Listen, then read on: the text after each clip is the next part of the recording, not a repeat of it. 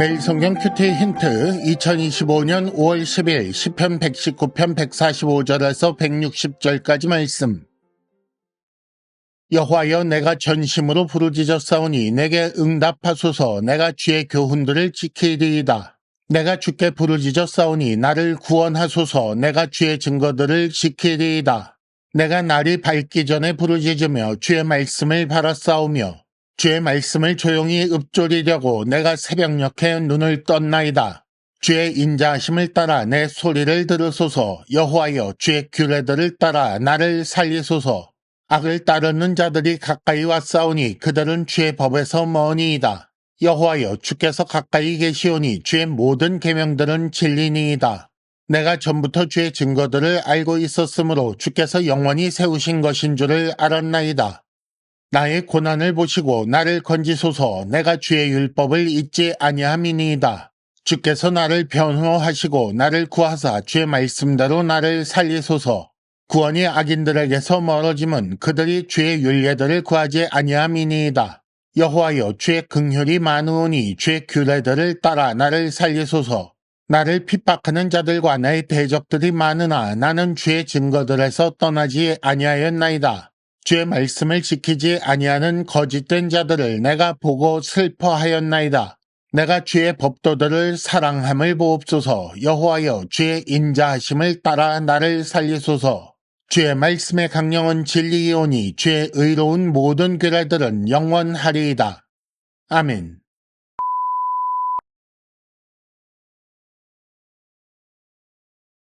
큐티 힌트 첫 번째, 제19연 코프 145절에서 152절까지 말씀과 기도의 관계를 생각해 봅시다. 145절에 보면 여호와여, 내가 전심으로 부르짖었사오니 내게 응답하소서. 내가 주의 교훈들을 지키리이다. 이렇게 말씀하고 있습니다. 시편 119편 자체가 여호와의 말씀, 율법, 규례 이런 것에 대해 사랑한다고 지키겠다고 고백하는 시입니다. 동시에 하나님을 향해 구원을 요청하는 부르짖음, 즉 간절한 기도이지요.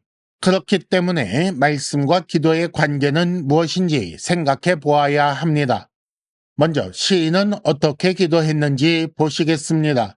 145절과 146절에 보면 전심으로 부르짖는다 이렇게 말했습니다. 또 147절에 보면 날이 밝기 전에 부르짖는다 이렇게 말하지요. 이런 것을 보아 기도는 마음 전부를 주께만 집중하여 참된 열의를 가지고 하는 것입니다.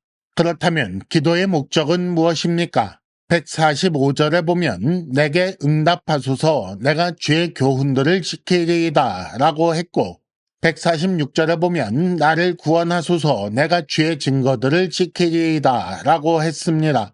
시인의 기도, 나를 구원하소서라는 기도에 응답하시면 내가 주의 교훈들, 주의 증거들을 지키겠습니다. 이런 말씀이 되지요. 그러므로 기도의 목표는 주의 말씀을 지켜 사는 것이 되어야 합니다. 그러면 주께서 구원하지 않으시면, 응답하지 않으시면 주의 말씀을 지키지 않겠다는 뜻인가? 서로 주고받고 거래하겠다는 말인가? 그렇지 않습니다. 말씀을 지키는 삶으로 기도 응답에 반응하겠다는 것이고 우리식 표현으로 말하자면 배은망덕하지 않겠다라는 말이 됩니다. 이런 기도의 근거는 무엇입니까? 왜 이렇게 기도할까요? 147절과 148절에 보면 부르짖으며 말씀을 바란다, 묵상하려고 새벽에 눈을 뜬다 라고 했습니다. 이런 것을 보면 주의 말씀에 담긴 약속에 기초하여 기도하는 것입니다. 주께서 말씀에 이렇게 약속하셨으니 이 기도를 들어주십시오 라고 간구한다는 것이고 그런 약속의 말씀을 찾기 위해 확인하기 위해 묵상하는 것입니다. 또 주께서는 그 약속에 근거하여 응답하신다는 거지요. 그렇다면 기도가 필요한 순간에 기도하기 위해 먼저 할 일은 무엇입니까? 기도가 급해지기 전에 말씀을 듣고 배우고 묵상해야 합니다.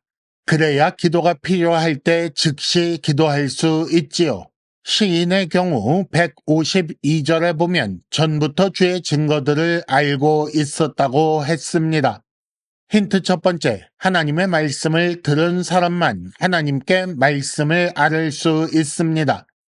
큐티 힌트 두 번째, 제20년 레시 153절에서 160절까지 말씀. 시인은 자신을 살려달라고 기도합니다.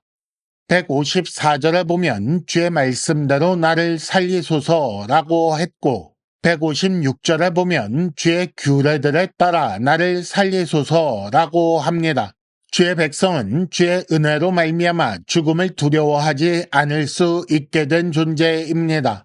하지만 오랫동안 계속되는 고통 중에 죽음에 대한 공포가 찾아올 수 있습니다. 그럴 때 다시 죽은 자로 돌아가지 않도록 살려달라고 기도하게 되는 거지요. 이 기도에서 시인은 율법을 잊지 아니하기에 고난을 보시고 건지시기를 구합니다. 또 말씀에 약속된 것처럼 자신을 변호하시고 살려주시기를 구하지요. 이는 말씀을 기도의 근거로 삼고 말씀에 약속된 것을 구하며 기도하는 것입니다. 하지만 악인은 말씀을 구하지 않기 때문에 구원에서 멀어집니다. 이게 무슨 말인지 조금 더 살펴보자면 악인은 말씀을 구하지 않고 그래서 말씀에 따르지 않습니다. 말씀을 따르지 않는다는 것은 즉 자기 뜻대로 자기 마음대로 살아간다는 말이고 이렇게 살면 악한 본성으로 말미암아 선을 행하지 않고 악을 행하게 됩니다. 그래서 자연스럽게 구원에서 멀어지는 거지요. 악인이 아니면 이렇게 하지 않으니 구원에서 멀어지지 않는 것입니다. 하지만 그렇다고 시인이 자기 행위를 근거로 기도하는 것은 아닙니다. 156절 주의 긍휼이 많으니 나를 살리소서라고 하지요. 어디까지나 주의 긍휼로 구원받는다는 것입니다.